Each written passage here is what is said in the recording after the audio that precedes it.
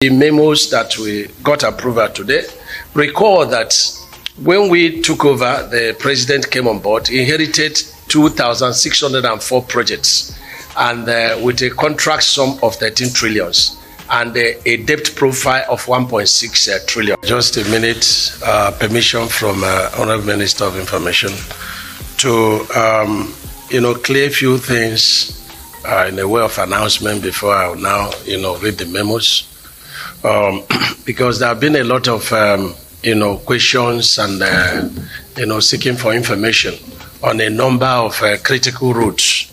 I'm not going to go through all, but just to let the press know that the Shagamu-Ore, to Benin route that is undergoing a serious rehabilitation now, and beside that, we are also doing procurement, for the proper reconstruction using reinforced concrete pavement.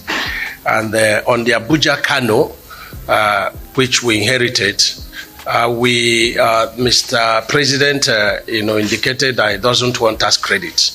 He's respecting the previous tax credit that we inherited from past administration, but we don't want to do tax credit again in his own administration. So the sections 1 and 3 that we earlier on earmarked for tax credit is now going to be procured. But FEC had earlier on approved the Beja section, which is 162 kilometers for 740 billion. Now we have not had it so good with Beja because we've been negotiating with them since September 2023. But yesterday we said this negotiation must come to a stop. And so we're giving them 7 days. If after 7 days they don't accept, our offer, which is the highest so far in the country, then we have no any other, option than to issue them 14 days termination notice in accordance with the contract laws. But let me announce that the president graciously approved that the entire stretch should be repaid, notwithstanding that we are going to do permanent construction. So within the next 2 weeks, you will be going through the entire road without any pothole. That is what we are doing. And the Sokoto Badagry, let me announce that Mr. President had directed immediate, starting of the construction of the Sokoto section, which we are going to flag off the construction tomorrow afternoon by 2 p.m. It's going to be live in some of the TV stations. And then KB, 11 a.m. on Friday. It's good to announce that. And again, a lot of issues on Oyo Bomosho. Let me say that some of these projects have lasted for 18 years. They're all inherited projects. So we are going to do repairs on Oyo Bomosho, and we are also doing a procurement process. The same thing, work is going on Makodi to 9th Mile, but we've directed for some repairs procurement to happen on that. Same with Kasinala, in Cross River and Makodi.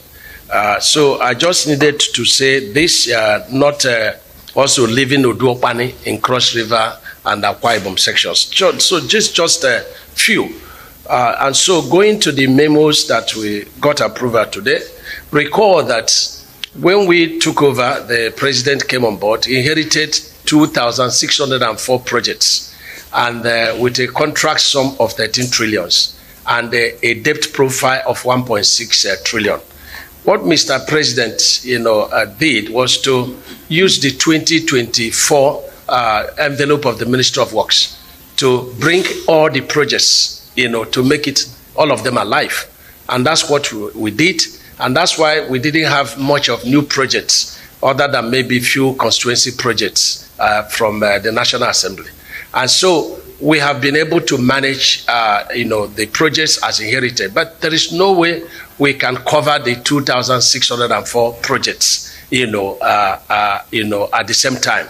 So what FEC directed is to begin to rescope the projects and begin to phase the project in line with available, budgetary provisions. And that's what we did. And we did that in the construction of,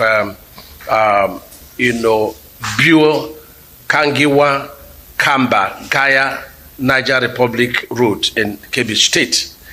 It was about 127 kilometers, but the fund available can effectively cater for 30 kilometers. So we have phased it into two. First phase is 30 kilometers, which FEC approved today, and then the second phase is 97, and this will be procured when fund becomes available. It's the same thing with Yola Honk Mobi route in Adamawa State. It was a total of about 176 kilometers. So what we are doing now is to do 58 kilometers within the limit of available funds, and then 127 kilometer will also be done in subsequent phases. And then we also have the Kachako Dambazua route in Kano State. It was a total of 28.8 kilometers as awarded. And then what we have done now is to procure 5.6 kilometers phase one in line with money available, and then the 23.2 kilometer will be awarded next phase. So the beauty of this thing and the ingenuity of it is that once we are procuring and phasing, we will not suffer, a lot of inflection and fluctuations, due to a lot of dynamics in the construction materials. And finally, we presented a memo to FEC that where there is proof of funds, there is available funds. The Procurement Act allows MDAs to pay a maximum of 30% advance payment. And let me emphasize that this advance payment, when you read the law, it says may pay. And so when people are giving contracts and they don't mobilize and they say they have not been paid a mobilization, it is not legally binding because the word says may pay. And so some people turn it shall pay. So no, it's may pay. So where we have funds and we have available fund beyond this 30%. So what we are, we requested from FEC is approve that we first pay 30%, which is the Procurement Act, and not more. And then when the contractor has started work and to the satisfaction of the Ministry of Works, we should be allowed to pay additional funds. Yes, the law allows us to pay in terms of materials on site, but we are asking beyond that.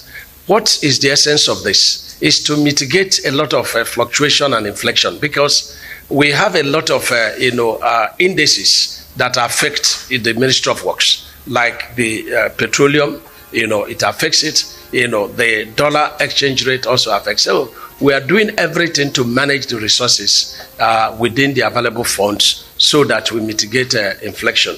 And so are we be seeking permission from the Honorable Minister and my colleagues here, and of course the press, to allow me to exit. If there may be questions, he is very capable, he can answer it, and so that I can travel to Sokoto to perform the assignments.